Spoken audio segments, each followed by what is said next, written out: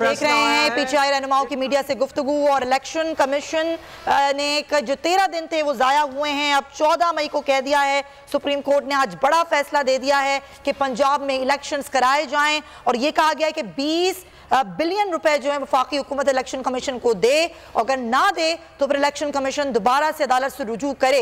Election के लिए funds फराम ना किए गए तो अदालत अहकाम जारी की। सारी सूरत हाल पे हम बात करेंगे। मैं ज्वाइन करें आमिर ज़िया साहब, सीनियर तज्जियाकार हैं, उनको हम वेलकम करते हैं। बहुत शुक्रिया आमिर साहब, आपके वक्त था। उसामा गाजी भी हमारे साथ हैं, मेरे को एंकर पर्सन हमारे साथ हैं सलमान मिर्जा।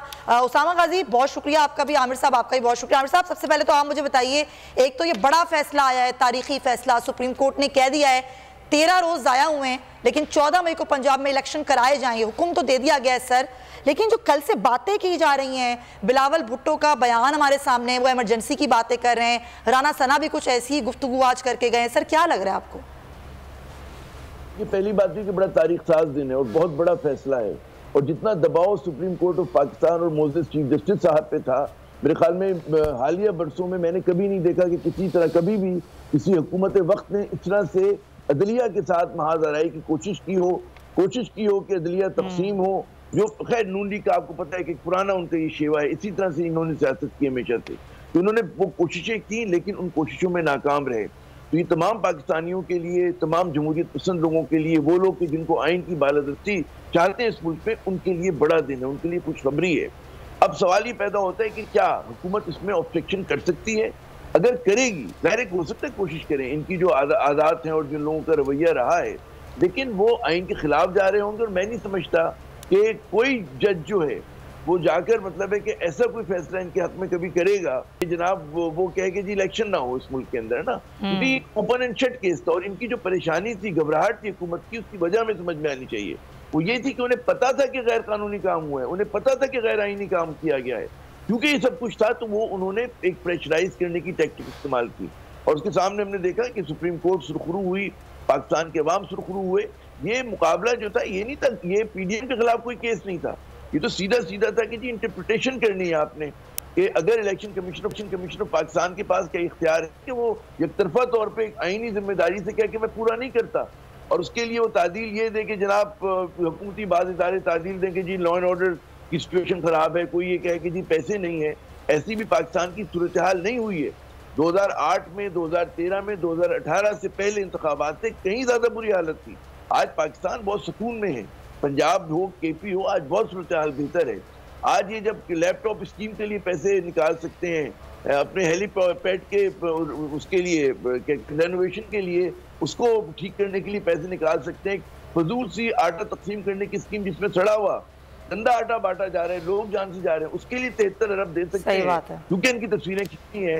लेकिन ये इंतखाबात के लिए पैसे नहीं देंगे, कोई आप एहसान नहीं करेंगे, अपनी जेब से नहीं देगा शरीफ खानदान या जरदारी खानदान ये पैसे। टैक्स पेयर की मनी है, और टैक्स पेयर जो है पाकिस्तान की डिमांड करता है, उसका मुतालबा है कि जनाब साफ शफाफ इंतखाबात हों। तो मैं समझता हूँ बहुत बड़ा फैसला है, और ये एक सुनहरे अल्फाज में लिखा जाए। सर आमिर भाई, हालात साजगार जो हैं वो आपके लिए, हमारे लिए, समझ में आ रहा है आवाम के लिए, लेकिन नीयत तो साजगार नहीं है ना हुकूमत की। नीयत का मामला है, वरना तो इलेक्शंस का आइन के अंदर दर्ज है, फिर हाई कोर्ट का फैसला मौजूद है, फिर सुप्रीम कोर्ट का फैसला मौजूद है, उसको नोटिस उन्होंने लिया था, और अब दोबारा से वर्डिक्ट निकलकर सामने आ गया। आपको लग रहा है कि अब नीयत है और हो जाएगा कल से बयानात सामने? देखिए, दो बातें हो रही हैं। एक तो मैं समझता हूँ कि जो नून लीग है वो अभी भी कोशिश करेगी, हर सूरत वो करेगी कि उन्हें पता है कि अगर इंतखाबात होते हैं तो उनकी सियासी मौत होगी पंजाब में और खैबर पख्तूनख्वा में। लेकिन जो पीडीएम की दीगर जमातें, जो इंडिकेशन है कि हो सकता है कि बिल्कुल ये गालिब इम्कान है, वो कहेंगे जी ये ब्रिंकमैनशिप जो आप कर रहे हैं, जिससे पूरी मतलब जमहूरियत को नुकसान हो रहा है, और जो उनके साथ खड़ा है उसको नुकसान हो रहा है। सबके सब जो है वो लोग एक्सपोज हो रहे हैं। तो कौन कितना एक्सपोज होना चाहिए? एमक्यूएम कहाँ तक जाएगी इनके साथ? जो दीगर इनकी इत्तेहादी जमातें जो नेशनलिस्ट अपने आप को कहते हैं, पख्तून नेशनलिस्ट, बलोच नेशनलिस्ट, जो बड़ा अपने आप को जमहूरियत के चैंपियन कहते हैं, उनको सोचने का वक्त है। अगर वो आइन के साथ नहीं खड़े होंगे तो कल को क्या होगा? फिर ये तो सोचना होगा ना, जाहिर है वो जमहूरियत के बड़े अलमबरदार बनते हैं। आमिर साहब आप बिल्कुल दुरुस्त फरमा रहे हैं, लेकिन ये फिर बात जस्टिफाई भी करनी होगी ना, क्या वाकई जमहूरियत के अलमबरदार हैं या नहीं। जमील फारूकी भी में ज्वाइन कर चुके हैं। जमील, आप क्या कहते हैं अब इस सारी सूरत हाल में? जाहिर है बहुत बड़ा फैसला है। पहले उसामा से बात करते हैं। उसामा, ये बहुत बड़ा फैसला है सुप्रीम कोर्ट का कि सुप्रीम कोर्ट ने तमाम तर दबाव, तमाम तर कैंपेन जो सोशल मीडिया पर चलाई गई, जो प्रेस कॉन्फ्रेंसेस कर करके, जलसे कर करके जिस तरह की जुबान इस्तेमाल की गई, बहुत ज़बरदस्त फैसला दिया है कि इलेक्शन अपने वक्त पर होंगे, 90 रोज़ में होंगे। अब इस सारी सूरत हाल में आपको क्या लग रहा है, हुकूमत क्या करेगी? सुमिया, ये यकीनन तारीखी फैसला है। जिस तरह से दबाव हमने देखा, जिस तरह काबीना बैठ रही है और फौरी तौर पर जनाब रजिस्ट्रार के हवाले से फैसला आ रहा है, तो एक पोजीशन क्लियर हुकूमत ने ले ली थी। उनको अंदाजा हो गया था, क्योंकि आइन में बड़ा वाज़ेह है। आप देखें जितनी भी इसमें बहस हुई है, कहीं इस बारे में बहस हुई नहीं कि 90 दिन के अंदर इलेक्शंस का लिखा है आइन में। जमील, बहुत शुक्रिया सुमैया। आज मोअज़्ज़ज़ जज साहिबान ने दस्तूर पाकिस्तान को जिंदा किया है। आज भुट्टो साहब की बरसी है और उस बरसी के रोज़ हमें पता है कि जिस तरह भुट्टो साहब बतौर खालिक दस्तूर पाकिस्तान, उनके वरसा ने अपनी सियासत को न सिर्फ इस मुल्क के अंदर जिंदा दरगोर किया गुज़िश्ता दिनों में, उसी दिन मोअज़्ज़ज़ जज साहिबान ने आईन पाकिस्तान को जिंदा किया है। तो बहुत बड़ा फैसला है, लेकिन ये फैसला तो बहुत ज़्यादा एक्सपेक्ट किया जा रहा था। हम सब इसके ऊपर डिस्कस कर रहे थे। कल मैं ऑफ द रिकॉर्ड जब दोस्तों में बैठा तो मैंने यही कहा कि मई से अगस्त के दरमियान इंतखाबात हो सकते हैं। ज़ाहिर है कि फैसले के ऊपर हम कमेंट नहीं कर सकते थे, आने लगा था, बट हमने यही कहा था कि ये होंगे। Again having said this all, how to bell the cat, I mean ये मुल्क कॉन्स्टिट्यूशन रखता है। इस मुल्क के जो सियासतदान और अवाम हैं वो कॉन्स्टिट्यूशन को मानते हैं, लेकिन फस्ताई हरबों पर गामजन जो इस वक्त फैशिस्ट सरकार है वो शायद नहीं मानती। तभी आज सुबह से ये कहा जा रहा है कि आइन के अंदर इमरजेंसी का आर्टिकल मौजूद है। ये कहा जा रहा है कि वो आर्टिकल भी आइन का हिस्सा है तो वो काबिल इस्तेमाल हो सकता है। तो आप इनकी नीयत पर तो कोई डाउट कर ही नहीं सकते, क्योंकि कल वज़ीर-ए-आज़म पाकिस्तान ने ये कहा कि हालात गंभीर हैं लेकिन ये हमारी नीयत ठीक है। तो उनकी जो नीयत उनकी नज़र में ठीक है वो हमें नज़र आ रही है कि उन्होंने क्या करना है। आप और हमें पता नहीं हालात की सिमत में जाते हुए दिखाई दें, लेकिन बाहर बैठे हुए जो आम लोग हैं ना, जिनके घरों में चूल्हा नहीं जलता, रमज़ान में उनके घर में आटा नहीं है, वो ये एक्सपेक्ट करते हैं कि अवाम के मसले को उजागर किया जाए, उनके मामलात हल किए जाए। ठीक है, कॉन्स्टिट्यूशनल क्राइसिस ज़रूर डेवलप हुआ और अभी जो सुप्रीम कोर्ट ऑफ पाकिस्तान ने मजीद 6 रुकनी बेंच बनाकर इनको नजरिया ज़रूरत का सहारा लेने से बचाने के लिए मजीद एक बेंच बना दिया। ये बहुत बड़ा फैसला है, अच्छा फैसला है। But again having said this all, ये सोचना है कि ये हुकूमत करना क्या चाहती है। आपको पता है कि आज फ़ाद हुसैन साहब ने भी इस्तीफ़ा दे दिया है। आमिर ज़िया साहब यहाँ पर बैठे हुए हैं, हमारे दीगर दोस्त, हमारे सीनियर्स बैठे हुए हैं। फ़ाद हुसैन साहब काश ये इस्तीफ़ा उस वक्त देते जब इस मुल्क के अंदर फस्ताई हरबों के जरिए नौजवान सहाफ़ियों को बना करके उल्टा लटकाया जा रहा था, उनकी वीडियोज़ बनाई जा रही थी, उनको पाबंद सलासल किया जा रहा था। मतलब that was not age of mind to go into jail. मुझे तो नहीं पता था, कि मैंने तो कभी ऐसा नहीं कुछ किया। हमारे दोस्त अहबाब, उनको जेलों के अंदर डाला गया। फ़ाद हुसैन साहब की गैरत उस वक्त जोश मारनी चाहिए थी ना, जब उनके सहाफ़ी बरादरी के दोस्त जेल जा रहे थे।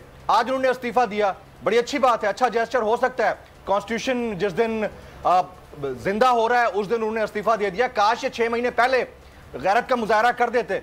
उन्होंने साबित किया कि उन्होंने सहूलतकारी की है, इस फैशिस्ट और फस्ताई दौर के अंदर सहूलतकार का किरदार अदा किया है। तो ये फुटप्रिंट्स जो छोड़कर जा रहे हैं बहुत गलत हैं, और यही हुकूमत इसी तरह के फुटप्रिंट्स छोड़कर जा रही है। वो नहीं चाहती कि इंतखाबात में जाए। मैं फिर अपनी बात पर कायम, मुसलमान बैठे हैं, बाकी दोस्त, मुझे नहीं लगता कि ये इतनी जल्दी इंतखाबात में जाए। मेरा अगला सवाल आपसे यही था, हमारी ट्रांसमिशंस में डिस्कशन होती रही है ना जमील भाई, तो हमने यही डिस्कस किया था, आपने हमेशा ये बात बोली कि यार इलेक्शंस नहीं होते, तो वही तो फैलाना चाह रहे हैं। ये कॉन्स्टिट्यूशनल क्राइसिस क्रिएट किया ही क्यों गया था? जब अदालत का फैसला था तो फैसला था, अदालत ने 8 मार्च को फैसला दे दिया था। अदालत ने तो कह दिया था कि आप प्रेसिडेंट से मुशावरत करें इलेक्शन कमीशन को, और इलेक्शन कमीशन को कहा कि आप तारीख तय करें। तभी तो 30 अप्रैल की तारीख आई थी। ये तो चाह यही रहे हैं, इनकी तो नीयत ही नहीं है इंतखाबात में जाने की, ना इस हुकूमत की ना हुकूमत के इर्द गिर्द बैठे लोगों की। वो कभी नहीं चाहेंगे कि अपनी मुर्दा सियासत के साथ पब्लिक के अंदर जाएं और उनका जो उनके ताबूत में आखिरी कील है वो भी ठोंक दिया जाए।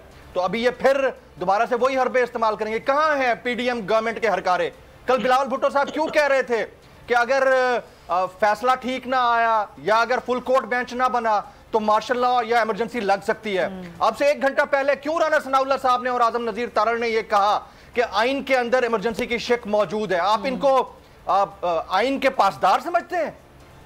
इन्होंने तो फस्तायत का ठेका ले रखा है, इन्होंने तो गलत कामों को जस्टिफाई किया है, लोगों के पकड़े जाने को, उनको बरहना किए जाने को जस्टिफाई किया है। इन्होंने मुल्क के अंदर कत्ले आम को जस्टिफाई किया, मुल्क के अंदर होने वाली फस्ताई हरबों की तारीख रकम हुई उसको जस्टिफाई किया है। इनको आप इंसान समझते हैं? ये सियासतदान तो दूर की बात, मैं तो इनको इंसान नहीं मानता। इनके अंदर गैरत नाम की कोई चीज होती या अपने इक्तदार को छोड़ देते। सियासत, या कल क्या कह रहे थे prime minister of Pakistan floor पर खड़े होकर, किसको धमका रहे थे? फुल कोर्ट नहीं बना, अगर फुल कोर्ट नहीं बना तो हमें फैसला कबूल नहीं होगा। भाई आप कौन होते हैं और आप सहारा क्या लेते हैं? आप फ्लोर ऑफ द हाउस पर खड़े होकर यह बात करते हैं ताकि आपकी बात को चैलेंज ना किया जा सके। प्रोसीडिंग्स को किसी कोर्ट ऑफ लॉ में नहीं चैलेंज कर सकते। आप खड़े होकर बाहर बात करें ना, क्योंकि आपको पता है कि कंटेम्प्ट लग सकती है। ये तो कभी भी नहीं जाएंगे सुमैया और सलमान। और ये देख लीजिएगा कि हालात जा उसी तरफ रहे, ये that was a part of the plan.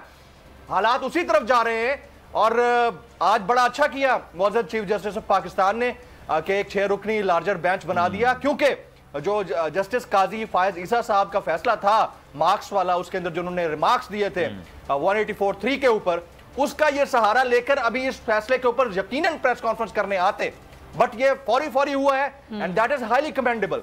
जो अदलिया ने करना था वो कर दिया, जो हमारी मौजूद। अच्छा चलें, मैं आपकी तरफ वापस आता हूं। आमिर ज़िया साहब भी हमारे साथ मौजूद हैं, उनको भी जरा शामिल गुफ्तगू करते हैं। कोई बात आनी नहीं थी। ठीक है, मैं आपकी तरफ वापस आऊंगा। ये है कि उन्होंने क्या करना है, ये बड़ा क्वेश्चन। ठीक है आमिर ज़िया साहब, सर ये बताइएगा, वफाकी हुकूमत के पास इलेक्शंस कराने के अलावा कोई और ऑप्शन आपकी नजर में रहता है अगर उनकी सोच से चला जाए तो? कि मेरे ख्याल में जो जमील फारूकी साहब जिन खदशात का इजहार कर रहे थे और जो उनको तशवीश है वो बिल्कुल अपनी जगह है, और बिल्कुल मैं समझता हूँ कि उनका जो एक वो है वसवसे जो हैं जायज़ हैं। और हमें ये भी पता है कि हुकूमत जो है अपनी जो डिसेंट है, इख्तिलाफ राय को कुचलने के लिए किसी हद तक गई है, किस हद तक जा चुकी है, उसका भी एक हमारे सामने शाहकार कम से कम हमारे साथ बैठा हुआ है। जमील फारूकी साहब के साथ जो कुछ हुआ था और दीगर सहाफ़ियों के साथ जो कुछ हुआ, अर्शद शरीफ साहब के साथ जो कुछ हुआ, तारीख का हिस्सा है। और इतनी ज़्यादा मेरे ख्याल में जुल्म जो है मैंने कभी होते हुए नहीं देखा सहाफ़ियों के खिलाफ, उन लोगों के खिलाफ। मतलब आप दहशतगर्दों को डील नहीं कर रहे, आप सहाफ़ियों कर रहे हैं। सेइंग दिस, अब मैं कहूँगा कि ठीक है ये तशवीश अपनी जगह, लेकिन मैं समझता हूँ सुप्रीम कोर्ट के फैसले के बाद एक उम्मीद की किरण पैदा हुई है। और उम्मीद की किरण ये है कि जो हमारे इदारे हैं, जाहिर है कि इस जितनी हमें तड़प है, इस मुल्क की फिक्र है, उतनी हमारे इदारों को भी फिक्र होगी और उनके पास ज़्यादा मेरे ख्याल में मालूमात का ज़ख़ीरा होगा, उनके पास ज़्यादा इंफॉर्मेशन है। तो यहाँ पर जो है चीज़ें सुलझ सकती हैं। यहाँ पर ये हो सकता है कि जनाब आप साफ इंतखाबात की तरफ जाए। मैं उम्मीद की बात कर रहा हूँ कि हमें कुछ थोड़ी सी मजबूत बात भी करनी चाहिए, और ये कहते हैं कुछ उम्मीद की शायद हम अपील कर सकें कि जनाब इदारे अपना किरदार अदा करें और इंश्योर करें कि सुप्रीम कोर्ट के फैसले पर पूरी तरह से अमल दरामद हो। इसमें कोई शक शुबे की गुंजाइश रहनी नहीं चाहिए, क्योंकि अवाम की जो एक्सपेक्टेशन है, जो अवाम की मेजोरिटी की है, एक आम पाकिस्तानी की, वो यही कि जनाब आइन वो है बालातर है, कानून के मुताबिक फैसले हो और उसके ऊपर अमल दरामद हो। अब यहाँ तक अब सवाल ये होता है कि जी पीडीएम क्या करेगी? पीडीएम के अंदर मैं नहीं समझता कि वो पूरा का पूरा बड़ा एक मजबूत इत्तेहाद है। वो बहुत ही कांच का इत्तेहाद है। उसकी जिस सीमेंट से जोड़ा गया है वो सीमेंट आप बड़े आराम से निकाल सकते हैं। एक इशारे की बात है, जब पता चलेगा कि हवाओं का रुख बदलने लगा तो बहुत सारे लोग जाएंगे उसमें से। तो जैसे मैंने पहले अर्ज किया था कि जो छोटी जमातें हैं और उसमें कुछ बहुत अहम जमातें भी हैं, कॉम्प्रेस जमातें, वो उनको सोचना चाहिए, उसमें मुत्तहिदा कौमी मूवमेंट को रीथिंक करना चाहिए। कल तक उनके लोग जो है डायनेस्टिक पॉलिटिक्स के खिलाफ बात कर रहे थे, अभी परसों की बात है, बड़ी तकलीफ की थी। तो उन्हें पता होना चाहिए कि जिनके साथ बैठे हुए हैं वो उनके लिए पार्ट ऑफ द प्रॉब्लम है, पार्ट ऑफ द सोल्यूशन नहीं है। ठीक है ना? फिर पाकिस्तान पीपल्स पार्टी, देखिए पाकिस्तान पीपल्स पार्टी के सीनियर अरकान, जी सुमैया, मैं ये कह रहा था, जैसे भी वक्फे से पहले भी हम जरा बात कर रहे थे ना, कि जो खदशात बिल्कुल बेबुनियाद नहीं है, खदशात अपनी जगह, और उसका आप इजहार जो है वज़ीर कानून साहब ने कर दिया कि लोगों के जो खदशात हैं कि हुकूमत कहते हैं आखिरी हद तक जाएगी कि इंतखाबात को इल्तवा में डाले, ना करवाए।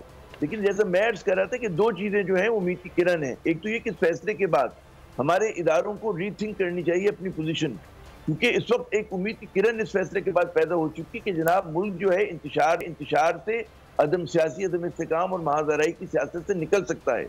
तो अगर जाहिर है कि मैंने जैसे अर्ज किया था कि पीडीएम का इत्तेहाद जो है ये बहुत ही कच्ची सीमेंट से जोड़ा गया है, बड़े आराम से इसमें आप देखिएगा कि इनकी कई जो इत्तेहादी जमातें छोटी, वो इनसे नाला हैं, उनके रिजर्वेशन यानी कि तहफुजात हैं। उसके साथ साथ पाकिस्तान पीपल्स पार्टी के अंदर जो उनके बड़े जय्यत किस्म के रहनुमा हैं। अच्छा सर, शेख रशीद साहब ने कर लिया है, जरा उनसे भी मजीद बात कर लेते हैं, फिर मैं आपकी तरफ आता हूं। शेख साहब, सर बड़ा फैसला आया इलेक्शन कमीशन की जानिब से, सुप्रीम कोर्ट की जानिब से, जो इलेक्शन कमीशन का मामला था, तो ये बताइएगा अब आम तो नहीं है कोई, अब इलेक्शंस होंगे सर? पहले तो मैं बोल चैनल को मुबारकबाद देता हूं कि आपने जुर्रत से हौसला जिंदा रखा। रियासत अवाम का नाम है, जो सुप्रीम कोर्ट के फैसले से गद्दारी करेगा वो बगावत के मुकदमे में आएगा, और ये इनके ऊपर आर्टिकल जो है वो 6 लगेगी जो ये फैसलों को नहीं मानेंगे। अवाम ने जो बहरान देखा है, जिन मसाइल से गुजरे हैं, अदलिया ही रियासत जो है, रियासत अवाम का नाम है, अदलिया में ये बहाने बनाते रहे हैं कि 5 जजेस हैं, 4 जजेस हैं, इन पे जो है अदलिया तौहीन अदालत का जो है अगर ना माना तो अगला काम तो ये 90 दिन में। लेकिन शेख साहब कल बिलावल ने इमरजेंसी की बात कर दी है। बिलावल तो फिर अभी आप देखें ना, वो इमरजेंसी और मार्शल की बातें कर रहे हैं, वो ऐसी बातें कर रहे हैं नवाज शरीफ साहब के 500 रुपए का डॉलर हो जाएगा, क्योंकि उन्होंने आना नहीं। सऊदी अरब में 4थी दफा दरखास्त दे के गए हैं कि खुदा के लिए शहबाज आ जाएगा, लेकिन शाही मेहमान बना दो। मैं लेटर लिखता हूँ शहजादा नाइब को कि इनको शाही मेहमान क्या है जी, तो बेड का शाही मेहमान खाने में इनको ठहरा दो। मुल्क डूब रहा है जी, मुल्क तबाह बर्बाद हो रहा है, लोग आटे के नीचे आके मर रहे हैं, लोगों के पास बिजली का पैसे नहीं, गैस के पैसे नहीं है, बच्चे की फीस के पैसे नहीं है, तबाह बर्बाद है, खाना जंगी की तरफ जा रहा है। ये ना हो कि किसी सियासतदानों को भी ना सुने, वो ये भी ना सुने कि कौन क्या कह रहा है। और आप देखें इन्होंने क्या बटंग रचा रखा है कि मुतालबा क्या जी, इलेक्शन हो, आप कह दें जी कि हम इलेक्शन से फरारी हैं, इलेक्शन हमें पता है कि लोग हमारा मुकाबला सियासी कर देंगे। अच्छा सर, यही उधर वो भी पेश कर रहे हैं, वो ये कह रहे हैं कि कोई तीसरी कुव्वत का मामला ना हो जाए, ऐसा ना हो किसी के हाथ में कुछ ना आए तो आगे चले जाते हैं इलेक्शन। भी आ जाएगी तो क्या कर लेगी, तीसरी कुव्वत भी आके इस मुल्क को चलाना अब आसान काम नहीं है हुजूर। हजूर वाला पाकिस्तान में जिसका लीडर 3-4 दफा वजीर आजम रहा हो, वो कहता है 500 का डॉलर हो जाएगा कि लोग बच्चे फेंकेंगे दरियाओं में, नदी नालों में। रहम सर, और अल्लाह किसी का रिश्तेदार है। जब ऐसे चोर डाकू और लुटेरे जो हैं आपके लीडर होंगे तो आप अल्लाह की पकड़ में आएंगे। अल्लाह की पकड़ में आई हुई ये कौम है। और इसको शेख साहब, अल्लाह से तो किसी को डर नहीं है ना, यहाँ पे कौन डरता है अल्लाह से, लेकिन यहाँ पर तो सिर्फ फोकस ये कि इलेक्शन ना हो, बस यहाँ इलेक्शन ना हो, ये एक्सपोज ना हो, इनका पता ना चले। देखें सियासतदान इलेक्शन से कब डरता है, जापान में हर 2 साल बाद इलेक्शन होते हैं। अब ये क्या होगा, ये इनकारी होंगे, ये फरारी होंगे, आप देख लेना, लोग इनके पीछे पीछे होंगे, ये आगे आगे भाग रहे होंगे। और ऐसा खदशा है, आपको लग रहा है ऐसा होगा? फोटो से जहाजों से नीचे उतारेंगे। अच्छा, इमरजेंसी का है, जहाजों से नीचे उतारेंगे। ये बगावत है, आइन और कानून और अदलिया का फैसला ना मानना। यानी कि शेख साहब, आपको लग रहा है कि वो जो शेख की बात कर रहे हैं इमरजेंसी की, वो हो जाएगी? आपको लग रहा है हुकूमत करेगी? मेरा नहीं ख्याल इमरजेंसी हो जाएगी, मेरा नहीं ख्याल इमरजेंसी माशाल्लाह लग जाएगा इस मुल्क को चलाना। तो फिर सर इसके अलावा तो कोई ऑप्शन बचता नहीं है ना, फिर तो इलेक्शन ही करवाने, इलेक्शन ही की तरफ जाएंगे, थोड़ा बहुत नए नखरे करेंगे, थोड़े बहुत पैसों का देंगे ना। अब फौज का ये कह रहे थे भाई, एयरफोर्स भी फौज है, नेवी, एक ट्रक ही खड़ा करना है ना, बजाय आर्मी के नेवी का खड़ा हो जाए, रेंजर्स का। इस्लामाबाद में एफसी क्यों मकबूल है? आप लोगों में देखें कि लोग एफसी को पानी पिलाते हैं, अफ्तारी के वक्त चाय देना चाहते हैं, क्योंकि 25 मई को एफसी ने कौम की बेटियों और बच्चों को बचाया और उनके सर पे हाथ रखा और लाठी जमीन पे मारी। एफसी ने अगर लाठी मारी तो लातों में मारी, उन लोगों की तरह नहीं जिन्होंने सरों पे मारी। वाहिद एफसी पाकिस्तान में इस्लामाबाद में इतनी मकबूल है कि अगर इस्लामाबाद की पुलिस को कहें तुम दफा हो जाओ, थानों में जाओ और एफसी 4 संभाले, यहाँ क्राइम ही खत्म हो जाए इस्लामाबाद। इस तरह लोग एफसी से प्यार करते हैं, क्योंकि ये चोर हैं, डाकू हैं, लुटेरे हैं, बेईमान हैं, करप्ट हैं, और ये रात के अंधेरे में पैराशूट से उतारे गए हैं। अब आओ भुगताओ पैराशूट, इलेक्शन का मौका दिया जा रहा है, इलेक्शन करा लो। 20 अरब रुपया क्या चीज है? आज चीफ जस्टिस उमर बंदयाल जो है अपील करे, शाम को ओवरसीज पाकिस्तानी 20 अरब रुपया भेज देंगे। जबरदस्त, जबरदस्त, ऐसा हो जाए, हो सकता है सर। ये फतेह खान बंदयाल का बेटा तुन के रख देगा। मैंने उसके कमिश्नर के साथ, उसने इस शहर की मेरी बड़ी खिदमत की है, तो किसी को गलतफहमी ना रहे ये एफ के बंदयाल का बेटा है, ये आपको तुन के रख देगा और आपको वहां पहुंचाएगा जहां यूसुफ रजा गिलानी गए और दूसरे लोग हैं। आप भी इसी तरह इसी दायरे में होंगे अगर सुप्रीम कोर्ट के फैसले को नहीं माने। Thank you so much Sheikh साहब, बहुत शुक्रिया। शेख रशीद अहमद साहब गुफ्तगू कर रहे थे। साबिक अटॉर्नी जनरल माहिर कानून अनवर मंसूर साहब भी हमें ज्वाइन कर चुके हैं, उनसे बात करते हैं। अनवर मंसूर साहब, कानूनी नुक्तों को ज़रा हम इस पर बात कर लें क्योंकि बड़ा अहम तारीखी फैसला है सुप्रीम कोर्ट का। सुप्रीम कोर्ट ने तो कह दिया है कि 90 रोज़ में ही उन्हें 12-13 दिन जो ज़ाया हो गए हैं, ठीक है, उसको आगे बढ़ा दें और 14 मई को पंजाब में इलेक्शंस हो जाएं। सर, अब तो कोई गुंजाइश नहीं बनती कि इसमें इलेक्शंस को या डेट को आगे बढ़ाया जाए? सर देखिए, बिस्मिल्लाहिर्रहमानिर्रहीम, बहुत शुक्रिया साहब। जो अभी फैसला आया है सुप्रीम कोर्ट का, वो बेसिकली उसको जो इलेक्शन कमीशन ने एक खत के जरिए या नोटिफिकेशन के जरिए ये कह दिया था कि हमारा पिछला नोटिफिकेशन जो है वो उसको कल अदम कर दिया था उसको। सुप्रीम कोर्ट ने ये कहा है कि ये इख्तियार नहीं था इलेक्शन कमीशन ऑफ पाकिस्तान के पास कि वो एक डेट दे। उसके पास ये इख्तियार नहीं था कि वो इलेक्शन को आगे लेके जाए और उसके पास ये इख्तियार नहीं था कि वो जो है वो किसी तौर पर भी इलेक्शन के डेट के अंदर को मुदाखलत करे।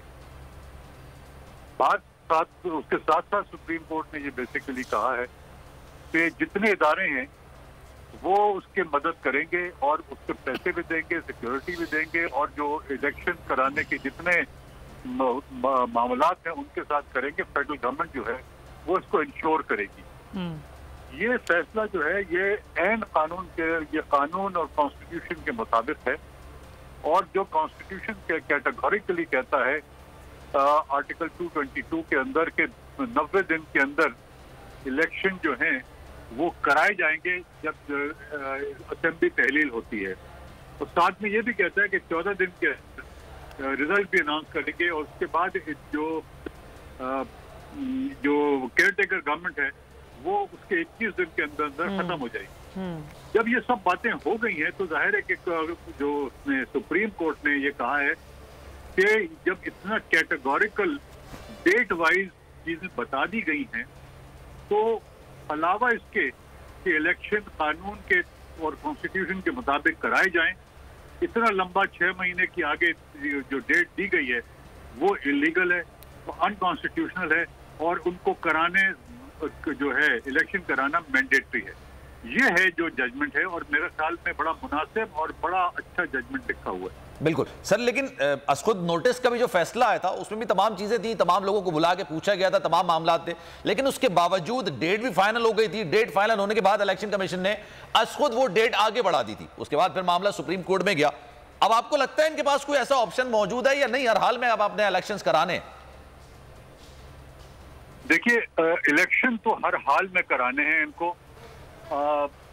अगर वो नहीं कराते हैं जिस वजह से भी तो वो कॉन्स्टिट्यूशन की वायलेशन है। और इस दफा क्योंकि उन्होंने ये कह दिया federal government will be responsible, तो आपको याद होगा गिलानी साहब के लिए भी ये कहा था कि federal government is responsible to issue the letter. उन्होंने रिफ्यूज किया, तो उनके साथ जो हुआ है वो हुआ है। और अब इसी तरह से मेरे ख्याल में अपने फैसलों को जो है अमल दरामद कराने के लिए। लेकिन सर, यूसुफ रजा गिलानी साहब का जो फैसला था उसमें तो यूसुफ रजा गिलानी वजीर आजम थे कि होगा, वरना कॉन्सिक्वेंसेस जो कॉन्स्टिट्यूशन में प्रोवाइडेड है वो होंगे। ठीक है, लेकिन सर वो जो यूसुफ रजा गिलानी के फैसले की आपने मिसाल दी ना, उसमें तो बाकायदा तौर पर खत लिखने का काम ही यूसुफ रजा गिलानी साहब का था। अगर इसमें फेडरल गवर्नमेंट कहा गया तो उसमें फेडरल गवर्नमेंट में वजीर दिफा आते हैं, वजीर खजाना है, या डायरेक्ट वजीर आजम को नामजद किया जाएगा इसमें? जी, जो मना कर रहे हैं सबके नाम लिए जाएंगे, चाहे वो वजीर खजाना हो, चाहे वो वजीर हो इंटीरियर का, चाहे वो प्राइम मिनिस्टर हो। लेकिन sir will be responsible federal government के, वो सब उनके नाम शामिल किए जाएंगे। और अगर ईसीपी रिफ्यूज करती है तो फिर उसके भी। लेकिन अनवर मंसूर साहब जरा इस चीज को जरा कानूनी नुक्ते की वजाहत कर दें सर। जब वजीर आजम असेंबली फ्लोर पे खड़े होकर कह दें कि हम नहीं मानते, और वो आज अगर ये कह देते हैं कि हम इस फैसले को नहीं मानते, तो फिर तो हुकूमत और सुप्रीम कोर्ट आमने सामने आ जाएगी, फिर क्या सूरत हाल बनेगी? देखिए, हुकूमत तो पहले भी मुख्तलिफ अदवार के अंदर आगे रही है सुप्रीम कोर्ट से, मगर इवेंचुअली सुप्रीम कोर्ट की हमेशा जो है वो जीत ही हुई है। और ये आपने नोट किया होगा कि अब इस दफा जो जितने वकला हैं उन्होंने कह दिया है कैटेगोरिकली कि कॉन्स्टिट्यूशन को हमको, हमारा काम है कॉन्स्टिट्यूशन को प्रोटेक्ट करना। और मुझे डर ये लगता है कि अगर इस किस्म का आमने सामने आते हैं तो वकला जो हैं वो सब सामने, आपको शायद 2-3 सीनियर वकला ने भी ये बात कही है कि ऐसा ना हो कि जैसे कि पहले लॉयर्स मूवमेंट शुरू हुई है, ये भी शुरू हो जाए। ये बड़ा सीरियस मामला होगा अगर गवर्नमेंट रिफ्यूज करती है। This is a very serious issue. अच्छा, जमील फारूकी कोई सवाल करना चाह रहे हैं आपसे अनवर मंसूर साहब। जी जमील। अच्छा, अनवर मंसूर खान साहब, सर मैं ये जानना चाह रहा हूँ कि अगर अभी आजम नज़ीर तारड़ साहब ने जिस तरह कहा कि ये 3 रुकनी बेंच का जो फैसला है इस पर अफसोस का इजहार करता हूँ, यानी in a sense between the lines उन्होंने इसको मुस्तरद किया है इस फैसले को। तो अगर वजीर कानून ये कर रहे हैं और वजीर आजम ये करते हैं, दोबारा बोले, मैं समझ में नहीं आई ये बात। अच्छा जमील, दोबारा बोलिएगा, अनवर मंसूर साहब को आवाज शायद नहीं आ रही है। सर, वजीर कानून और वजीर आजम,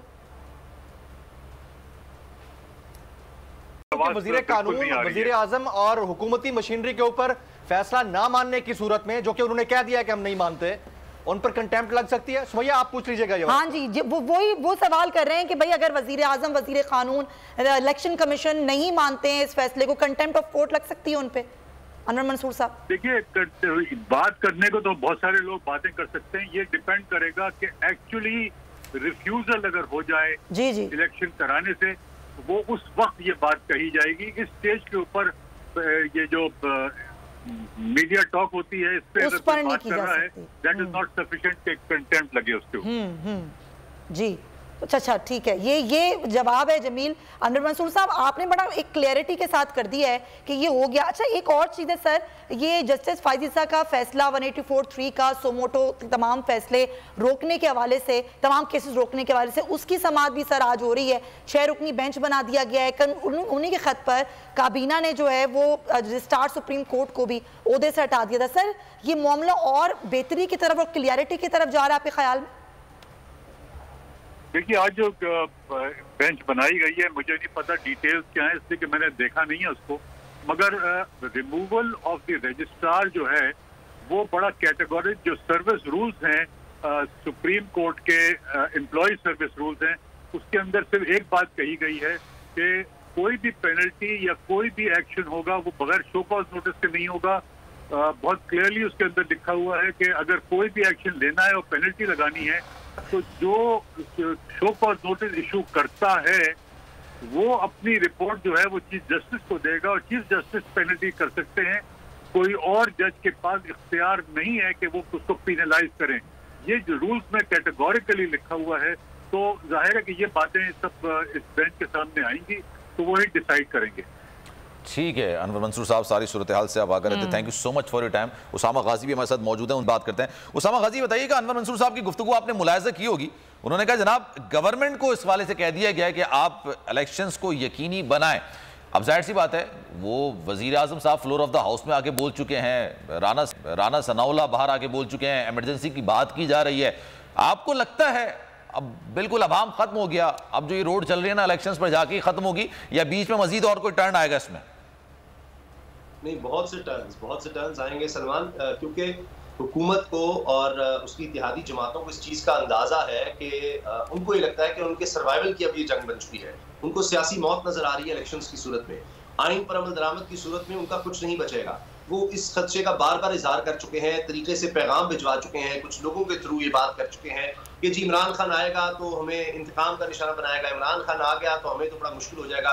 ख्वाजा साद रफीक साहब इस तरह की बात कर चुके हैं। तो उनको ये लगता है कि हम इलेक्शन ही नहीं हारेंगे, उसके बाद जो कुछ हमने किया है, चाहे वो हमने नैब में तरामीम किए हैं, अपने केसेस माफ करवाए हैं, जिस दिन हम पर फर्द जुर्मायत होने लगी थी उस दिन हम वज़ीर आज़म बन जाते हैं, ये सब कुछ हो जाता है। काबीना के जरा अराकीन फाइनल होते हैं तो पता लगता है उनमें से आधे जो है उनको जमानतों पर है। तो ये सब चीजें थी, तो वो सब ना सिर्फ वापस आएगा बल्कि ज्यादा शिद्दत से आ सकता है, क्योंकि जब एक दफा पंजाब में आ जाएंगे फिर आगे जब मामला जाएगा मुश्किल हो जाएगा इलेक्शन को मजीद डिले करना हमारे लिए कौमी असम्बली के, तो एक चीज चल पड़ेगी। तो उन्होंने सिर्फ पंजाब में ही पूरा जोर लगा देना है, तो मुझे इसमें कोई शक नहीं है कि इन्होंने हर हद तक जाना है, हर हद तक जो भी हो सकेगा, उसके लिए कोई चीज बईद नहीं है। लेकिन जब एक दफा आपने जहन बना लिया कि आपने कानून तोड़ना है, आपने आइन तोड़ना है, तो फिर आप कुछ भी कर सकते हैं। जब ये बुनियादी चीज उन्होंने तोड़ दी तो अब मुझे लगता है होना नहीं चाहिए, ये बहुत बड़ी गलती होगी हुकूमत की। लेकिन अब उनको लगता है कि उनके पास इसके अलावा कोई रास्ता नहीं है, सुप्रीम कोर्ट से टकराव के अलावा, आइन से, अवाम से, वकला से, कानून से, तो वो ये हरकत करेंगे। इमरजेंसी भी लगा सकते हैं, कुछ भी कर सकते हैं। आप देखिए बिलावल तक ये कह रहे हैं,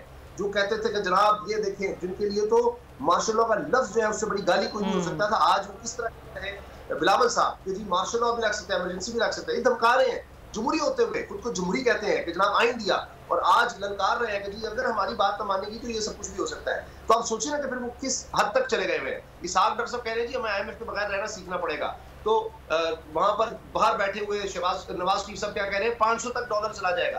तो ये सब धमकाने की चीजें हैं, और मुझे लगता है कि वो अब ये, इसको तो मैं बहुत बड़ी बेवकूफ़ी कहूंगा, कमकली कहूंगा, लेकिन जब मायूसी होती है, जब इतनी ज्यादा बेबसी कह लें या बुखलाहट होती है, तो फिर इस तरह की हरकतें लोग करते हैं। अभी तो उन्होंने किया ही है ना। तो अगर आप सर्वाइवल की बात कर रहे हैं और आप कह रहे हैं कि इनका वजूद ही खत्म हो जाएगा पॉलिटिकली अगर इलेक्शंस करा दिए जाते हैं, तो ये बड़ी सिंपल सी बात है। आप भी समझ रहे हैं, मैं भी समझ रहा हूं कि अगर ये बात सारी चीजें हैं तो फिर इसका मतलब ये है कि वो इलेक्शंस पे नहीं जाएंगे। तो ऑप्शंस क्या रहेगा? इमरजेंसी एक आखिरी ऑप्शन है। अभी ये डिस्कशन चल रही है सुमैया के बड़ा ज़बरदस्त फैसला आया है और अदलिया ने हुकूमत को डायरेक्शन दे दिया है कि आप 14 मई को इलेक्शन करवाएं पंजाब के अंदर। तो अदलिया ने तो 8 मार्च को भी डायरेक्शन दी थी इलेक्शन कमीशन और हुकूमत को कि आप बात करें सदर मुमलिकत से और एक डेट दें, और वो डेट दे दी गई थी। तो आज के फैसले के बाद हम ये देख रहे हैं कि हुकूमत ने इसको यकसर मुस्तरद तो नहीं लेकिन बैन बिटवीन द लाइन्स ये कह दिया है कि हमें बड़ा अफसोस है इस फैसले के ऊपर। तो इसका मतलब ये है कि हुकूमत इन ए नटशेल इस डिसीजन को या वर्डिक्ट को कबूल करने की पोजीशन में नहीं है। और ये बात दुरुस्त है कि उनका सियासी जनाजा तो निकल चुका है, उनके ताबूत में ये आखिरी कील साबित होने लगा है, और ये पहले से तय था कि इन्होंने इस फैसले को नहीं मानना। क्योंकि जिस वक्त बेंच में 7 रुकनी बेंच हुआ, फिर 5 रुकनी, और उसमें से जजेस छोड़ना शुरू हुए, तो उस वक्त से इन्होंने एक प्रोपेगेशन शुरू कर दी थी, बयानिया बनाना शुरू कर दिया था। तो आज अब से रात तक आप देखिएगा इनकी दुर्गियां लगी हुई होंगी। ये जो कब्रिस्तान बना हुआ था इनका प्रेस इंफॉर्मेशन डिपार्टमेंट, जिसमें से किसी की आवाज़ नहीं आ रही थी, अभी वज़ीर कानून आए हैं, अभी थोड़ी देर बाद देखिएगा आपको इनके चेहरे नजर आना शुरू हो जाएंगे, ये करेंगे बात इसके ऊपर। अब बात असल ये है कि करना क्या चाहते हैं। चले मैं आपको इसको भी समराइज करता हूं जो मेरी अंडरस्टैंडिंग है, आप इसे डिसएग्री कर सकते हैं। इमरजेंसी या मार्शल लॉ की जो बात हो रही है ना, ये दोनों नहीं हो सकते, लेकिन बीच वाली एक चीज होगी। वो क्या है, और ये इनको सूट करती है, वो है पैसों का रोना रोकर, मुल्क के अंदर सिक्योरिटी हालात का रोना रोकर, फिर आप एक फाइनेंशियल क्रक्स की सिचुएशन क्रिएट करें और फाइनेंशियल इमरजेंसी की तरफ चले जाएं। उसमें ना तो कोई और इंस्टीट्यूशन में अलाइन होगा और ना ही किसी के ऊपर बात आएगी, और इस हुकूमत के ऊपर बात आ जाएगी कि हुकूमत का फैसला है और हुकूमत को यह सूट करता है कि इसाक डार साहब ये कहें कि हम तो IMF के साथ तमाम शराइत मान चुके हैं, उनके साथ जाने लगे हैं, हमारे पास कोई ऑप्शन नहीं है। फिर आपकी जो वजारत खजाना है वो कहे कि हमारे पास पैसे जो थे उससे तो कहीं ज्यादा पैसे लागत आ रही है, वो तो हमारे पास नहीं है, हम कहां से जमा करें। फिर लॉ एंड ऑर्डर की सिचुएशन क्रिएट की गई है, माजी में मजीद की जा सकती है। यहां पर मैं ये भी आपको कह दूं कि आने वाले दिनों में आपको मजीद सहाफियों की गिरफ्तारियां, पकड़ धक्कड़, यूट्यूबर्स का उठाया जाना, डिजिटल मीडिया इन्फ्लुएंसर्स का गायब होना, यह नजर आएगा। तो ये फाइनेंशियल इमरजेंसी की तरफ फाइनेंशियल इमरजेंसी की जो बात करें ना, इसकी एक झलक नजर भी आई है। आपको पता है पहली बार ऐसा हुआ है कि हज दरख्वास्तें जमा कराई गई हैं और ये कहा जा रहा है कि डॉलर्स में अदायगी नहीं हो सकती तो कोटा वापस कर दिया जाए। ये भी इसी की एक कड़ी हो सकती है। वो मैं आपको बताऊं, ये सिर्फ कड़ी नहीं है सलमान। देखें, जब आपके अवाम का आपके ऊपर मिसट्रस्ट हो जाए, जब आवाम को ये अंदाजा है इस बात का कि आपका जो पैसा जा रहा है उसमें से आधा तो खाया जा रहा है, और उनको ये भी पता है जो खासतौर पर ओवरसी है वो तो आपको डॉलर वैसे नहीं भेज रहा, और फिर आम पाकिस्तानी को ये कह दिया कि आप डॉलर में जाकर हज करें, तो ये बहुत अनोइंग सिचुएशन थी। उसमें लोगों ने इस चीज का इंटरेस्ट, और ऐसी हुक्मरान वक्त के दौर में जो बंदे को बंदा नहीं समझता यार, इंसान को इंसान नहीं समझता। मतलब पूरे लाहौर में आपने गलियों के अंदर कंटेनर खड़े कर दिए इस डर से कि इमरान खान वो निकाल रहे हैं, जलसा निकाल रहे हैं या जलसा मीनार पाकिस्तान पे कर रहे हैं। तो हम किसके खिलाफ हैं? हम डिक्टेटोरियल माइंडसेट के खिलाफ हैं, आमरियत पसंद जहनियत के खिलाफ हैं। और नून लीग ने बशमूल अपने हवारियों के इंक्लूडिंग पाकिस्तान पीपल्स पार्टी, ये तो सोचना होगा ना जमीन पॉइंट उसामा, ये भी एक जाहिर मामला था जिस पर कल वफाकी काबीना जल्दी बैठी, फटाफट रजिस्ट्रार सुप्रीम कोर्ट उठा दिया खत पे। आज सुप्रीम कोर्ट ने ये मामला भी निपटा दिया। मरियम साहबा वो फिक्स्ड बेंचेस की बात करती हैं तो फिर जाहिर है कि ये अजीब बात होती है कि अब 20 नंबरों का मामला था, हाफिज़ कुरान के मामले पर असकुत नोटिस था, उसमें ये बात आ जाती है कि चीफ जस्टिस ऑफ पाकिस्तान जब तक के कानून नहीं बना लेती हुकूमत तब तक असकुत नोटिस लेना रोक दें। यानी इसका मतलब ये होगा कि आप कानून पर, आइन पर अमल दरामद रोक दें। सू मोटो तब तक तो आइन में लिखा हुआ है ना कि चीफ जस्टिस ऑफ पाकिस्तान या सुप्रीम कोर्ट जो है सू मोटो ले सकते हैं अवामी मामला पर, पब्लिक इंटरेस्ट के मामला। तो वो कितने अरसा ये रह सकता है? तो ये वैसे ही अजीब। और फिर वो केस ही कुछ और था, इख्तिलाफी नोट में सब बातें लिखी हुई हैं जज साहब ने, मामला ही हमारे सामने नहीं था। तो बहरहाल, और इसमें बहुत खास बात जो है वो इशरत अली साहब जो रजिस्ट्रार है उनकी तरफ से मामला है, लगता है वो भी अब हुकूमत को उसमें भी मुंह दिखानी पड़ेगी। बिल्कुल ऐसा ही है पॉइंट। लेकिन राजा आमिर अब्बास अभी में हमारे कानून है, उनको भी हम शामिल गुफ्तगू करते हैं। राजा आमिर अब्बास साहब, तारीखी फैसला आज आया है सुप्रीम कोर्ट का, जिसमें इलेक्शन कमीशन का जो फैसला था आगे बढ़ाने का, वो उसको कलअदम करार दिया गया। 14 मई को पंजाब के इलेक्शन कराने का हुक्म दिया गया है। सर, आप कैसे देख रहे हैं इस मामले को? देखिए, इसको तो देखने नहीं बल्कि सेलिब्रेट करने की जरूरत है। ये एक इंतहाई खुशाइन बात है बीइंग ए लॉ स्टूडेंट कि हमने जो आइन में चीजें पढ़ी और जिस अंदाज से हम देख रहे थे हुकूमत इस कोशिश में और इलेक्शन कमीशन ऑफ पाकिस्तान उस आइन की शिकों को सबोताज करने की कोशिश की जा रही थी और आइनी प्रोविजंस को अपने ताई से एक इंटरप्रिटेशन दी जा रही थी और उसको साइड पर रख के 90 दिन गुजाज जिसको सुप्रीम कोर्ट ने थोड़ा सा कंडोन करके अप्रैल की भी डेट दे दी। उससे भी इलेक्शन कमीशन ऑफ पाकिस्तान ने बिला किसी वजह के for without any plausible reason, क्योंकि वो रीजन जब अदालत के सामने आए तो अदालत ने इस हद तक कह दिया कि जनाब आप हमारी तनख्वाहों से ये पैसा लें और ये जो आईनी जिम्मेदारी है और ये जो आईनी रिक्वायरमेंट है इससे जरूर पूरा किया जाए। और जो हुकूमत की तरफ से हमने अदालत में स्टांस देखा, मैं खुद वहां पे मौजूद था, तो किसी भी आईनी सवाल का जवाब देने से वो कासिर रहे और माँ सिवाय इस तकनीकी के पहलू पे कि 4-3 था 3-2 था, इसके अलावा कोई बहस नहीं की। तो बात ये है कि जो बात हो रही थी कि अब इस मुल्क में जो जरूरत डॉक्सिटी है, नजरिया जरूरत, उसको यकीनी तौर पे खत्म किया गया है। और मैं समझता हूँ कि उसकी वजह हमें देखनी चाहिए कि जब चीफ जस्टिस साहब इस अदालत में ये केस चला रहे थे तो उन्होंने बड़ी एक इम्पोर्टेंट ऑब्जर्वेशन दी थी कि हम आइन के चंद ब्लैक एंड व्हाइट जो लिखी हुई चीजें हैं उसके मुताबिक खाली फैसला नहीं देते। आइन एक ऑर्गेनिक चीज है, जो एक जिंदा चीज है जो ग्रो कर रही है, और हम ग्राउंड पे वैक्यूम में फैसला नहीं देंगे।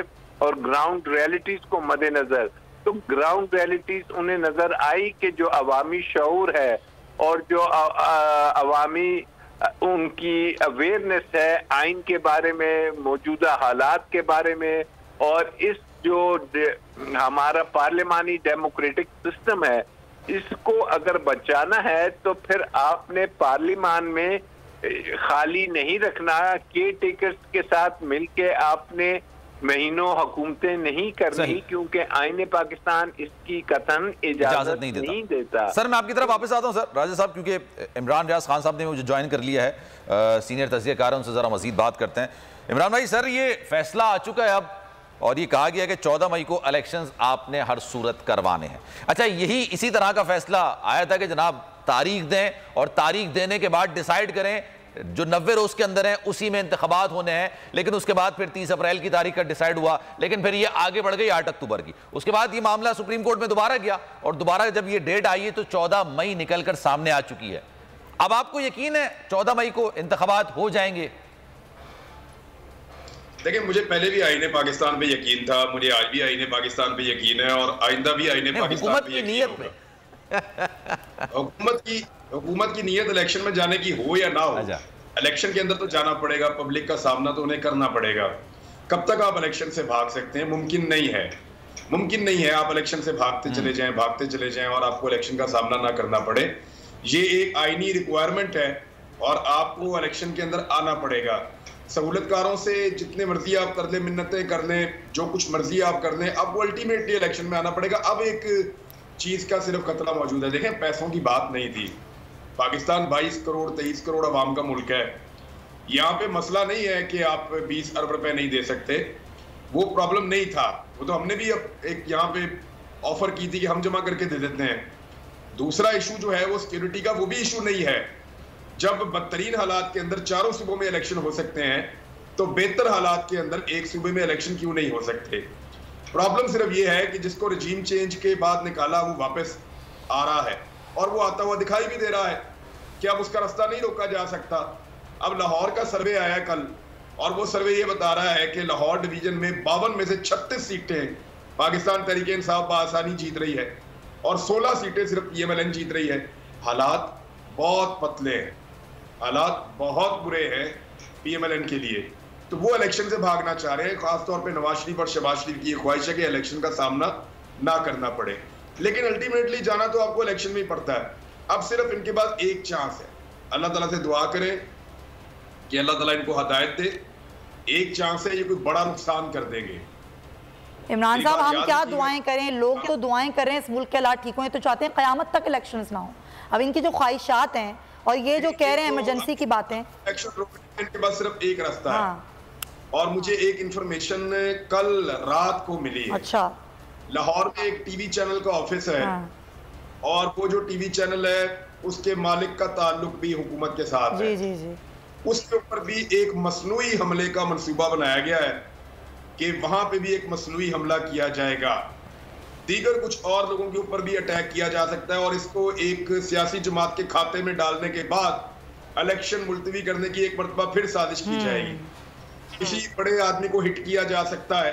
पिछले दिनों ये खबर आई थी कि मौलाना फजल रहमान साहब को खुदा न खास्ता नुकसान पहुंच सकता है। उन्हें किसी पे एतबार नहीं करना चाहिए, अपनी हिफाजत का उनको जो है वो बंदोबस्त करना चाहिए। राना सनाउल्लाह साहब के बारे में ये खबर मुईद पीरजादा साहब ने दी थी, को भी केयरफुल रहना चाहिए कि इलेक्शन को ताखीर का शिकार करने के लिए किसी की भी बलि चढ़ाई जा सकती है। और सबसे ज्यादा जो खतरे में है वो इमरान खान साहब हैं। चौधरी गुलाम हुसैन साहब ने ये कहा कि, और मरियम नवाज साहब ने थोड़े दिन पहले ये धमकी भी दी है कि बुलेट प्रूफ गाड़ी में भी बंदा उड़ाया जा सकता है।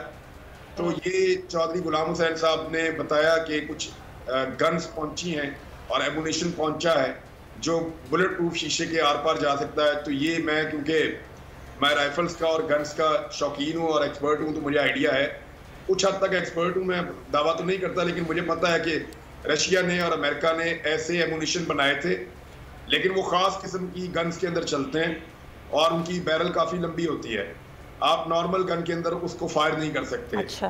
तो ये एक हकीकत है कि बुलेट प्रूफ को क्रॉस कर सकती है गोली, लेकिन वो ख़ास बंदूक होती है और वो सबको बेचते नहीं है। वो बहुत महंगा हथियार है, वो सबको मिलता नहीं है। तो ये ज़्यादा पाकिस्तान के इदारों को विजिलेंट रहना पड़ेगा, किसी साने के हम मुतहम्मिल नहीं हो सकते।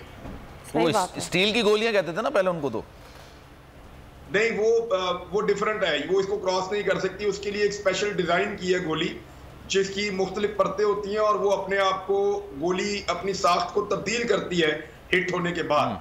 बस मेरे ख्याल में लोगों को इतना बताना काफी है, ज्यादा उसमें ना जाए हम, और बस इतना काफी है। लेकिन ये ऐसे हथियार मौजूद हैं। गुलाम हुसैन साहब के बारे में लोग बातें कर रहे हैं, कोई लोग उन पर तनकीद कर रहे हैं, लेकिन अगर उनके बाद ये खबर है तो ये वही सहाफ़ी है जिन्होंने जुल्फ़िकार अली भुट्टो की फांसी से 4 दिन पहले बताया था कि इनको फांसी दे दी जाएगी। तो ये बात आप ज़हन में रखें कि खबर ऐसे ही आती होती है बाहर, बजाय इसके कि इमरान रियाज, ये मुल्क है, ये इस तरह की खबरें आ रही हैं, अल्लाह ना करे कि ऐसी कोई सूरत हाल हो। मुल्क के इदारे कहाँ हैं, वो क्या कर रहे हैं? देखिए, मुल्क के इदारों की बड़ी रिस्पॉन्सिबिलिटी है इस वक्त, और उन्हें मुल्क को बचाने के लिए इस तरह के किसी भी हादसे को होने से रोकना है, ये उनकी रिस्पॉन्सिबिलिटी है। और खुदा न खास्ता आपको इस तरह का वाकया हुआ तो मेरी एक बात याद रखिएगा, इमरान खान साहब पे कोई भी खुदा न खास्ता हमला करता है ना, तो ये पाकिस्तान की एस्टेब्लिशमेंट पे हमला होगा। और मैं ये क्यों कह रहा हूँ, देखें, जुल्फ़िकार अली भुट्टो के फॉलोअर्स अगले 10 साल 15 साल के अंदर पाकिस्तान के अंदर से आपको वाइप आउट होते हुए दिखाई दिए थे, और सिर्फ सिंध के अंदर जुल्फ़िकार अली भुट्टो जिंदा रह गए थे। और आज तक हॉन्ट कर रहे हैं पाकिस्तान की एस्टेब्लिशमेंट को सिंध में जुल्फिकार अली भुट्टो। इमरान खान के फॉलोअर 5 साल से शुरू होते हैं। आप बाहर निकले स्कूल के बच्चों से जाके पूछे, किसी स्कूल की असेंबली में जाएं, आप ऊंची आवाज में पूछे कौन बजाएगा पाकिस्तान, सारा स्कूल का बच्चा एक आपको कहेगा इमरान खान इमरान खान। वो मसला ये है कि उसका फॉलोअर इमरान खान का 5 साल की उम्र से शुरू होता है और वो ज्यादा तादाद उनकी 40 साल के नीचे नीचे है। ये लॉट जो है ये पाकिस्तान में अगले 50 साल पाकिस्तान की एस्टेब्लिशमेंट को ये समझेगी कि वो जिम्मेदार हैं इस वाकये के। लिहाजा एस्टेब्लिशमेंट को होश के नाखून लेने चाहिए और उन्हें पूरी कोशिश करनी चाहिए कि इमरान खान साहब की हिफाजत का मुकम्मल बंदोबस्त किया जाए, वरना ये मामला उनके गले से 40-50 साल नहीं उतरेगा। ये मैं आपको कह रहा हूँ और ये होगा खुदा न खास्ता, अल्लाह ना करे ऐसा कोई वाकया हो। ठीक है, अच्छा राजा मेरे पास भी हमारे साथ मौजूद है, जरा उनसे भी मजीद बात करते हैं। राजा साहब ये बताइएगा सर, ये जो फाइनेंशियल इमरजेंसी की बात की जा रही है, इज इट पॉसिबल, और क्या ये बईद है कि कल को ये खबर भी आ जाए कि जनाब इलेक्शन कमीशन ने इस्तीफा दे दिया? देखिए, अब फाइनेंशियल इमरजेंसी की जो बात है वो फिगर ऑलरेडी सुप्रीम कोर्ट में डिस्कस हो चुके हैं और फाइनेंशियल इमरजेंसी की कोई ऐसी सूरत हाल नहीं। और फाइनेंशियल इमरजेंसी में अगर आप लगाते हैं, पहली बात तो ये है कि वो सुप्रीम कोर्ट आएगा और फाइनेंशियल इमरजेंसी में कहीं ये नहीं लिखा हुआ, वो सूबों में लिखती है और सूबाई जो हुकूमतें हैं अभी तो है ही नहीं, वहां से करारदाद पास होके आती है। और नंबर 2, अगर आपने इसको लगाना है उसमें सदर की रोल बहुत इंपॉर्टेंट है और again that would come to the Supreme Court और उसके नतीजे में भी इलेक्शन कतई नहीं रोके जा सकते। सुप्रीम कोर्ट ने डिटेल में इसको चेक किया कि जनाब इलेक्शन रोकने की कौन सी वो थ्रेशोल्ड है कि जिस पे इलेक्शन रोके जाते हैं। तो जो मैक्सिमम आया कि जी मोहतरमा जब उनकी शहादत हुई तो मैक्सिमम 40 डेज तक आगे इलेक्शंस चले गए थे। तो इलेक्शंस तो होने हैं। आई डू नॉट बिलीव कि इमरजेंसी का जो फाइनेंशियल इमरजेंसी है वो किसी भी तरीके से इसके रास्ते में रुकावट बनेगी। और अगर आप फाइनेंशियल इमरजेंसी लगाएंगे, एक तरफ आप IMF से डायलॉग कर रहे हैं, एक तरफ आप दुनिया में अपने ब्रदरली कंट्री से बात कर रहे हैं, तो फाइनेंशियल इमरजेंसी लगाने की सूरत में आपकी सिचुएशन कतई फाइनेंशियली वो नहीं रहेगी। तो ये तो भूल जाएं कि फाइनेंशियल इमरजेंसी के जरिए या किसी भी किस्म की इमरजेंसी के जरिए इलेक्शंस को डिले किया जा सकता है। एंड आई बिलीव के इलेक्शन कमीशन ऑफ पाकिस्तान ने जो स्टांस लिया अभी इन प्रोसीडिंग्स में, वो अब रिजाइन की तरफ नहीं जाएगा। अदरवाइज उन्होंने बड़े ओपनली कह दिया कि जी हम इलेक्शन कराने के लिए तैयार हैं और हमें ये चीजें दे दी जाएं। और उसमें उन्होंने कहा कि हम तो मजबूर थे, वी वर हेल्पलेस, कि हमें जो सिटी वफाकी और सूबाई हुकूमतें हमारे से ताउन नहीं कर सकती थी। उस चीज के बारे में सुप्रीम कोर्ट ने जो आज फैसला दिया है उसमें उन्होंने इंश्योर किया है ना सिर्फ वफाकी हुकूमत, सूबाई केयरटेकर हुकूमत और साथ में फेडरल गवर्नमेंट को डायरेक्शंस दी हैं कि आपको किसी किस्म की अगर जरूरत पड़ती है, चाहे वो मिलिट्री से हो, चाहे रेंजर से हो, चाहे पुलिस से हो, आप वो लेंगे और उन तमाम को पाबंद किया है। और इन केस अगर कोई फेलियर होता है, कोई नहीं देते, तो फौरी तौर पर इलेक्शन कमीशन ऑफ पाकिस्तान को डायरेक्शंस हैं कि वो रिपोर्ट हमारे सामने रखे। और फिर ऐसी सूरत हाल में अगर इस मुल्क का एक वजीर आजम जो चीफ एग्जीक्यूटिव है वो ऑलरेडी घर जा चुका है, तो फिर मैं नहीं समझता कि अब कोई इतना बड़ी और तोप है कि वो घर नहीं जा सकते। और उसकी राह में रुकावट सुप्रीम कोर्ट ने कहा है कि पैसों का मसला है, हम आपको अरेंज करके देते हैं।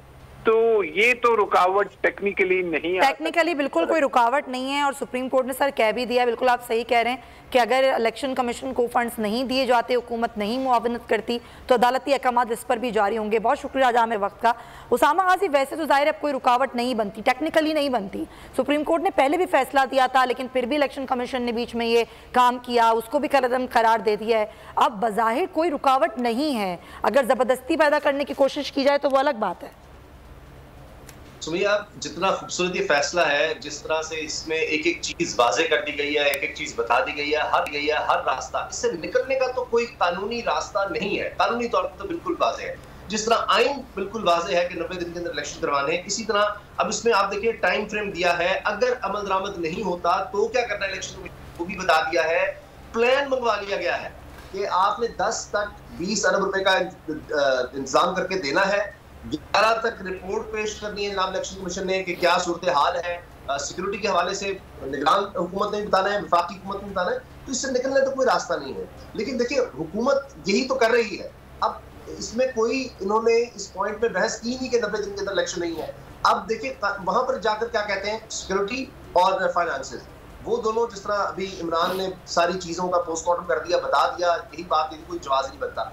ये करते क्या है, बाहर आकर क्या कहते हैं, अजीब बहाने कि जी एक वक्त में अगर एक जगह हो गए तो निगरान सेटअप नहीं होगा, फलान नहीं होगा, एक वक्त में होने चाहिए, ये बड़ा फलाना हो जाए, यानी इनके पास आईनी कानूनी कोई बात नहीं होती, आकर फिर ये सिर्फ उलझाने की कोशिश करते हैं।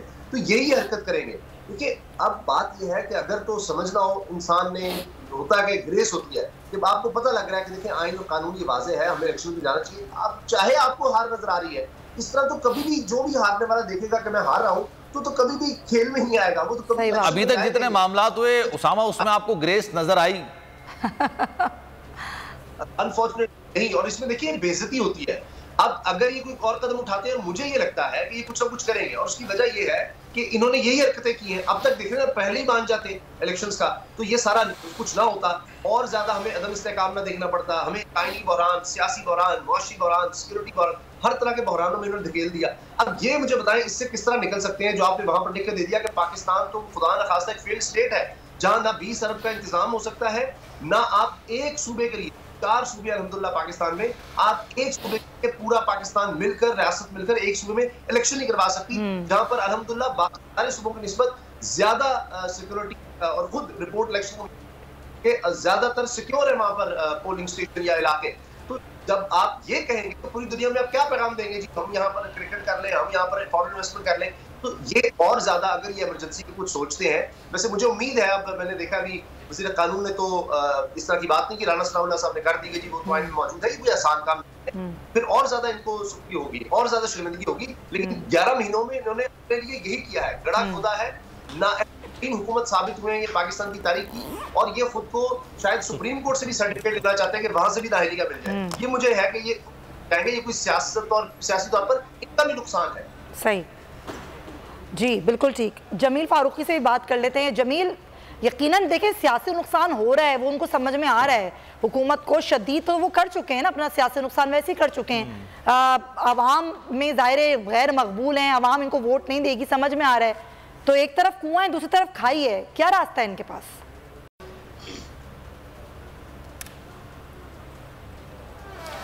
देखें, बात शर्मिंदगी की हो रही है, तो शर्मिंदगी तो उसे होती है जिसमें थोड़ी सी कोई शर्म हो, थोड़ी सी कोई गैरत हो, थोड़ी सी हया हो। बेशर्म और शर्म ना रखने वाले के लिए क्या शर्मिंदगी की बात। और आज आप देख लें हालात मुल्क के अंदर, डॉलर का रेट आज बढ़ा है, अनएक्सपेक्टेडली रेज हुआ है, महंगाई का जो असल तूफान है वो आज से शुरू होगा। पाकिस्तान एक ऐसा मुल्क है जहां एक बाकायदा तौर पर दस्तूर मौजूद है, आइन मौजूद है, लेकिन मुझे आप लोग ये बता दें कौन सा ऐसा काम है गैर आइनी काम जो आइन के कवर में नहीं किया जाता। अगर ऐसा हो तो कत्ल का जो मुल्जिम है उसको बचाने वाला भी एक वकील मौजूद होता है, उसके पास रास्ता होता है कि इसको बचाना कैसे, चाहे उसने किया है नहीं किया ये अलग बात है, फैसला बाद में होता है। इसी तरह से हर वो शख्स जिसको नहीं मानना, he has lot many ways, जिसको मानना है उसके पास भी लॉट मैनी वेज।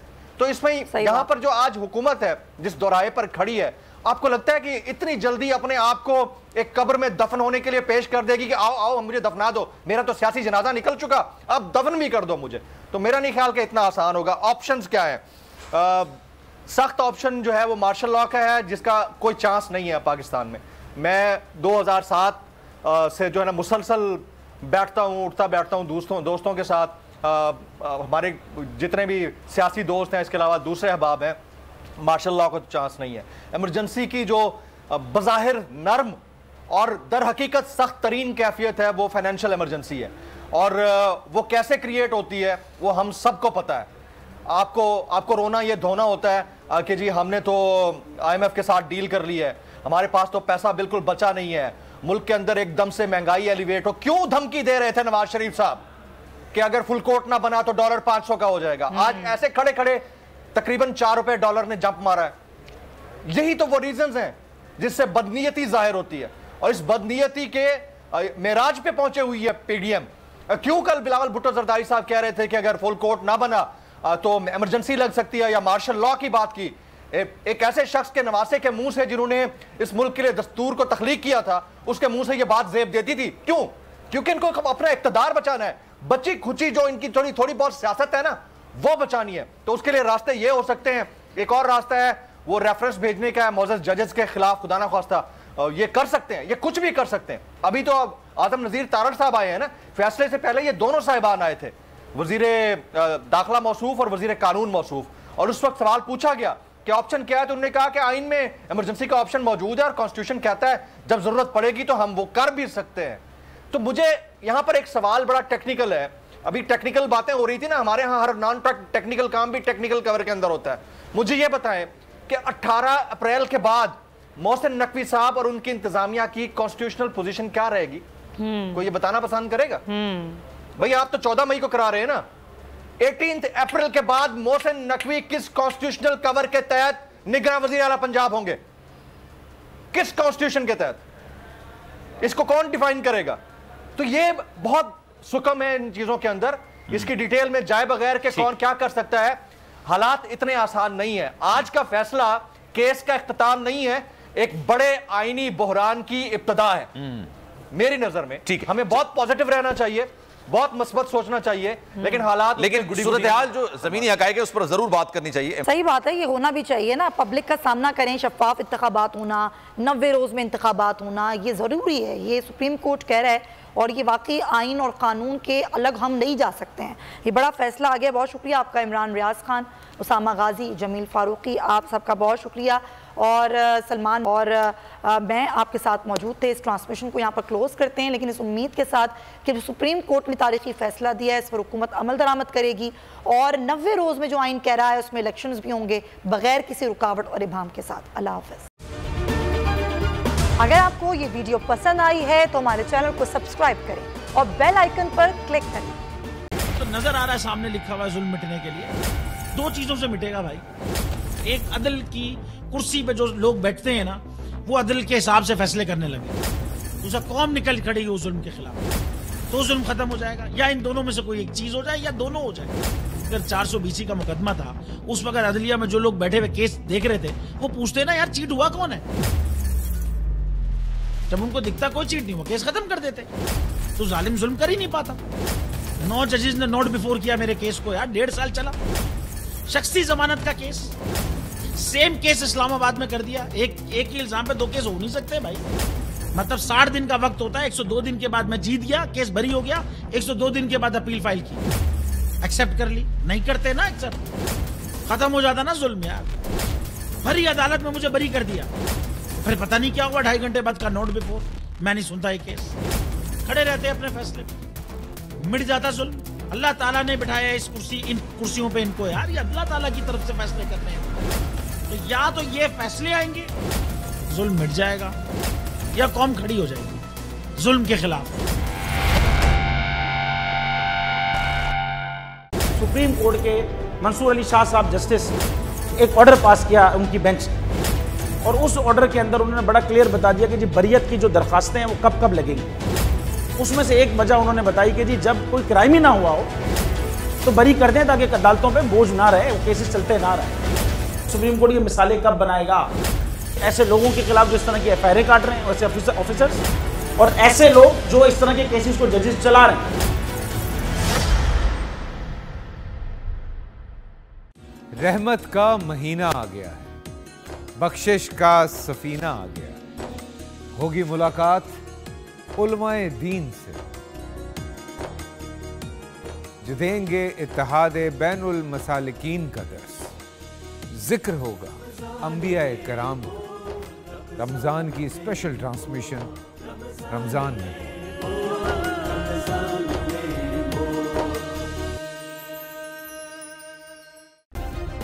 सब्सक्राइब करें और बेल दबाएं ताकि कोई खबर रह न जाए।